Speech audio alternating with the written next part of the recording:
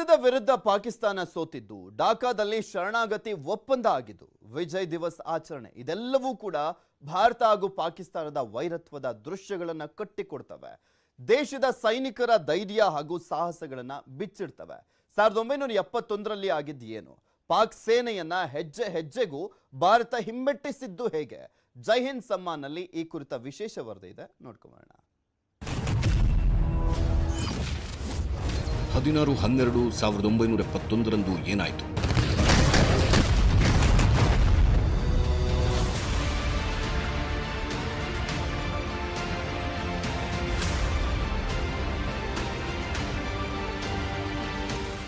ಇದೇ ನೋಡಿ ಪಾಕಿಸ್ತಾನದ ಅತಿ ದೊಡ್ಡ ಸೋಲಿನ ಬಗ್ಗೆ ನೆನಪಿಸುವ ಚಿತ್ರವನ್ನ 50 ವರ್ಷಗಳ ಹಿಂದೆ, ಅಂದ್ರೆ 1971 ಡಿಸೆಂಬರ್ 16ರಂದು ಢಾಕಾದಲ್ಲಿ ತೆಗೆದದ್ದು. ಪಾಕಿಸ್ತಾನದ ಜನರಲ್ ಎ ಖಾನ್ ನಿಯಾಜಿ ಶರಣಾಗತಿಗೂ ಮುನ್ನ, ಅಂದ್ರೆ ಡಿಸೆಂಬರ್ 16ರಂದು ಏನಾಯಿತು ಅನ್ನೋದು ಬಹಳಷ್ಟು ಜನಕ್ಕೆ ಗೊತ್ತಿಲ್ಲ.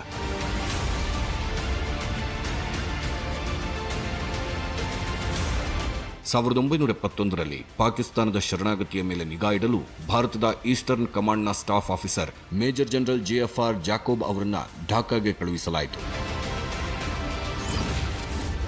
ಡಿಸೆಂಬರ್ 16, 1971 ಬೆಳಿಗ್ಗೆ ಶರಣಾಗತಿಗೆ ಒಪ್ಪಿದ ನಂತರ ಆದೇಶ ಪತ್ರ ಸ್ವೀಕರಿಸಿದ್ರು. ಜಾಕೋಬ್ ಡಿಸೆಂಬರ್ 16, 1971ರಂದು ಢಾಕಾ ವಿಮಾನ ನಿಲ್ದಾಣಕ್ಕೆ ಬಂದರು.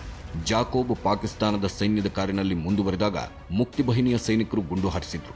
ಪಾಕಿಸ್ತಾನದ ಬ್ರಿಗೇಡಿಯರ್ ಜೊತೆ ಭಾರತೀಯ ಸೇನಾಧಿಕಾರಿ ಕಾರಿನಲ್ಲಿ ಇದ್ದಾರೆ ಎಂದು ಸೈನಿಕರಿಗೆ ತಿಳಿದಿರಲಿಲ್ಲ.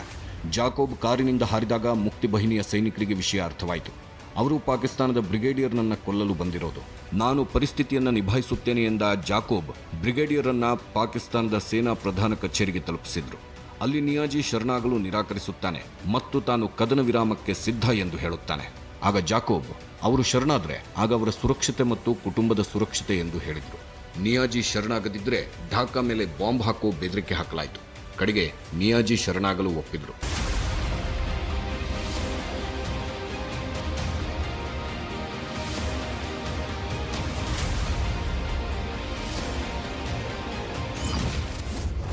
ಸಣ್ಣ ಯುದ್ಧ ಮತ್ತು ಅತಿ ದೊಡ್ಡ ಶರಣಾಗತಿ ಸಮಯದಲ್ಲಿ 26,400 ಪಾಕಿಸ್ತಾನಿ ಸೈನಿಕರು ಹಾಜರು. ಕೇವಲ 3,000 ಭಾರತೀಯ ಸೈನಿಕರು ಢಾಕಾದಿಂದ 30 ಕಿಲೋಮೀಟರ್ ದೂರದಲ್ಲಿ.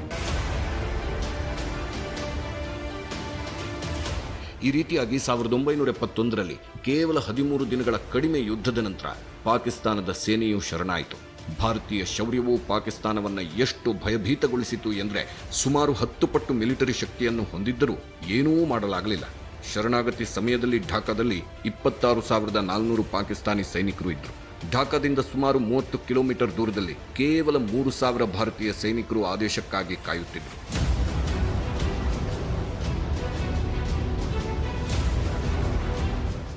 ಮೇಜರ್ ಜನರಲ್ ಜಾಕೋಬ್ ಜೊತೆ ಕೇವಲ 2 ಸೈನಿಕರು ಇದ್ದರು.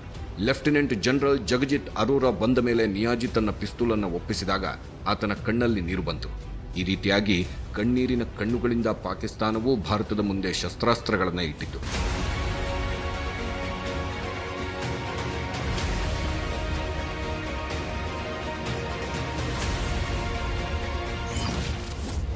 ಡಿಸೆಂಬರ್ 16, 2021ರಂದು ವಿಜಯ್ ದಿವಸ್ನ ಸುವರ್ಣ ಮಹೋತ್ಸವ. 50 ವರ್ಷಗಳ ನಂತರ ಭಾರತವು ಈಗ 16 ಡಿಸೆಂಬರ್ 2021ರಂದು ವಿಜಯ್ ದಿವಸ್ನ ಸುವರ್ಣ ಮಹೋತ್ಸವವನ್ನು ಹೆಮ್ಮೆಯಿಂದ ಆಚರಿಸುತ್ತದೆ. Bureau report, news 18 Kannada.